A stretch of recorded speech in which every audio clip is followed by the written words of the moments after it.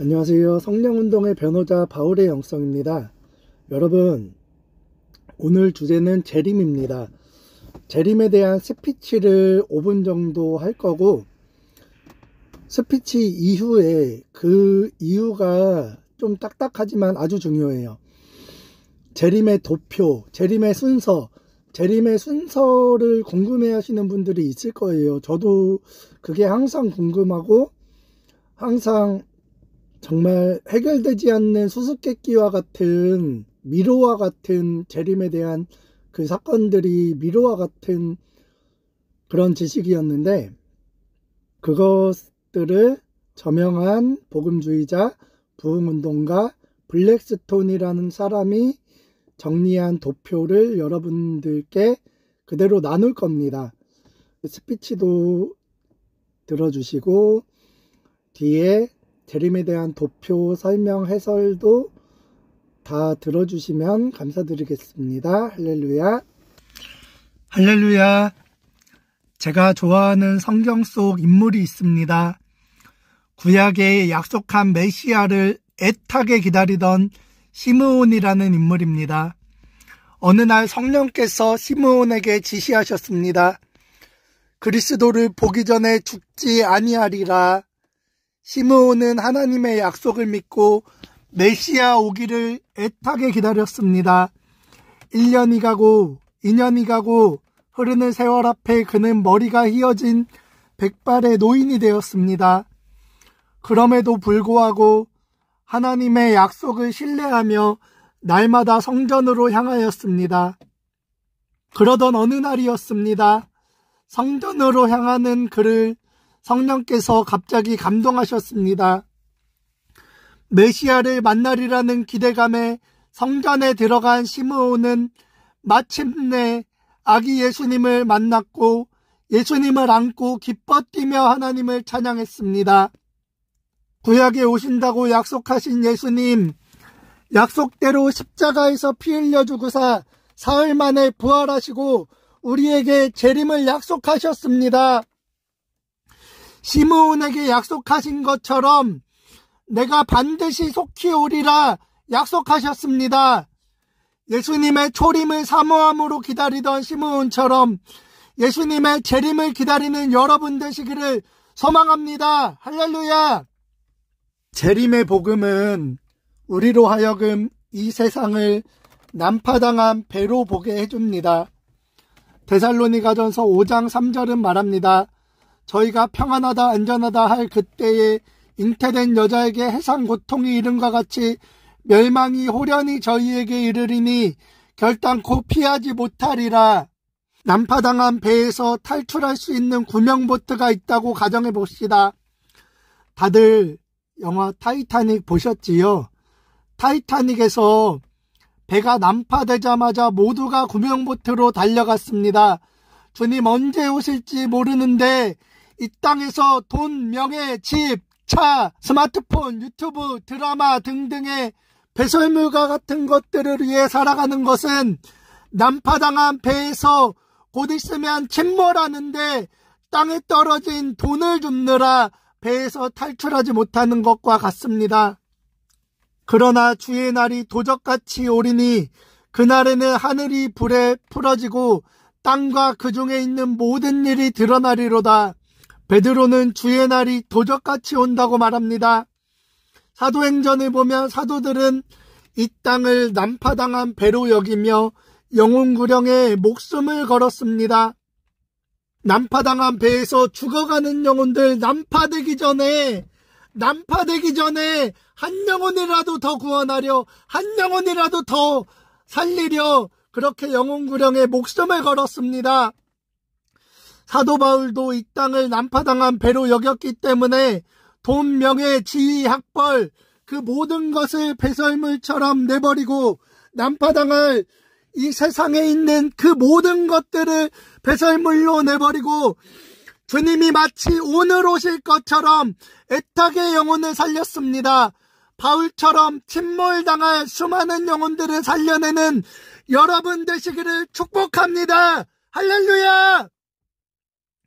여러분, 너무나도 안타까운 사건이 있었는데 세월호 사건 아시지요?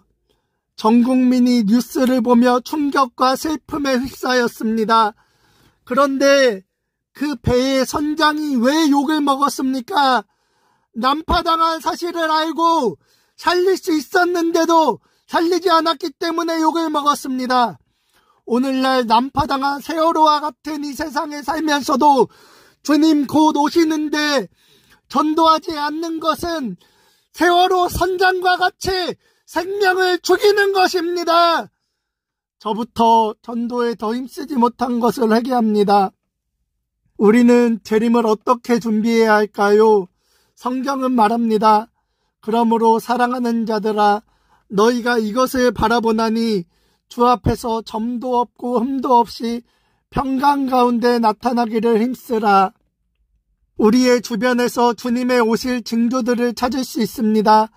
이스라엘에서 그 징조를 봅니다. 이 땅의 타락을 통해 그 징조를 봅니다. 신문의 제1면에서 주님 오실 징조를 봅니다. 수많은 전쟁과 기근과 지진과 핍박과 관영한 죄악을 통해 주님 오실 징조를 봅니다. 저는 다시 오실 주님을 놓칠까봐 두렵습니다. 제 마음에 거룩한 두려움이 있습니다. 저는 그날에 남겨지고 싶지 않습니다. 신랑 예수 강림하시는 날 첫 부활에 참여하는 저와 여러분이 되시기를 간절히 소망합니다. 할렐루야!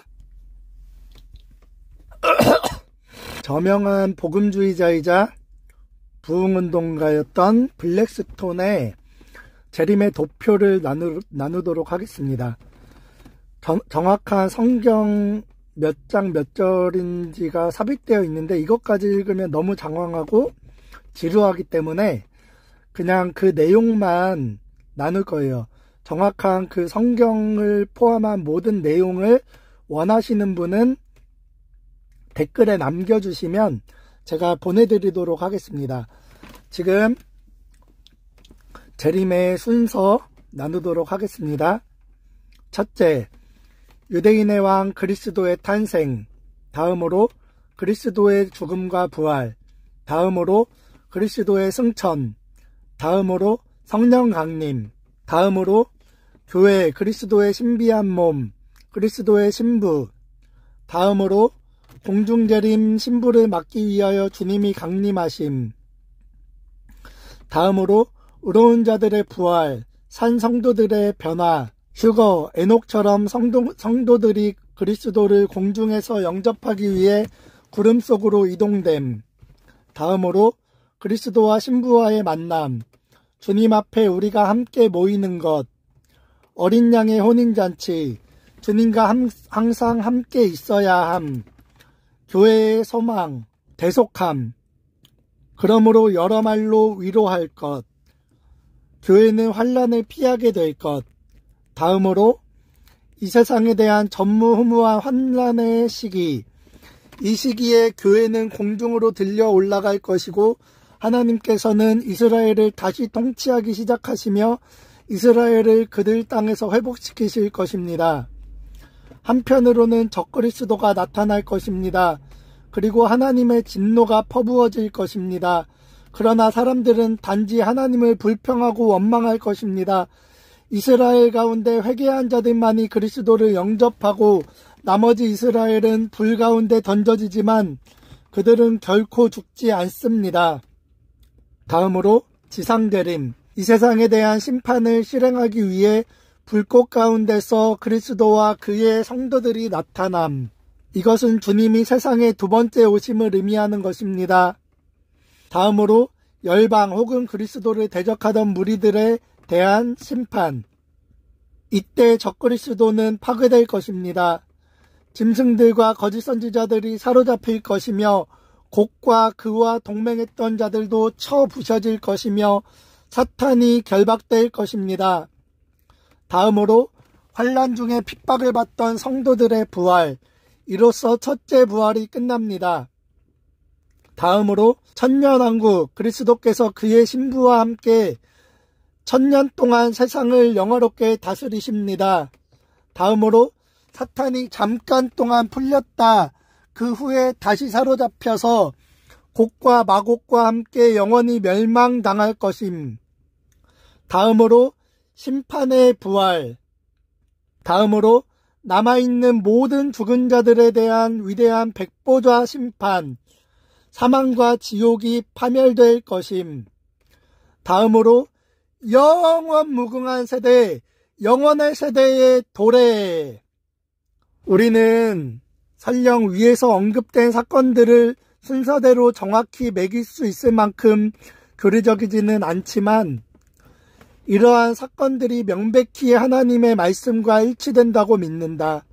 그리고 이 도표는 독자 여러분에게 성경을 통해 우리들에게 그 미래가 계시된 때까지 어느 정도 재림을 이해하도록 도움을 줄 수 있을 것이다. 할렐루야.